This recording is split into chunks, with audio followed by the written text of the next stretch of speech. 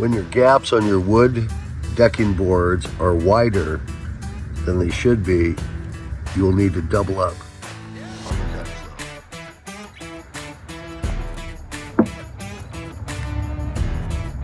Take two pieces, hold them together tightly, and begin putting them down into the gaps together. While you're holding them together,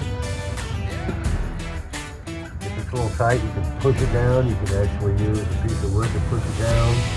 So just doing this, keeping together,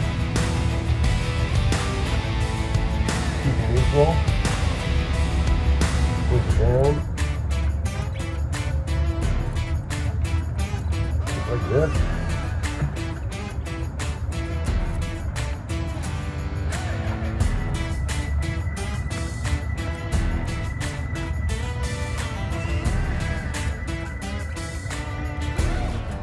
It should pressure fit right down into that.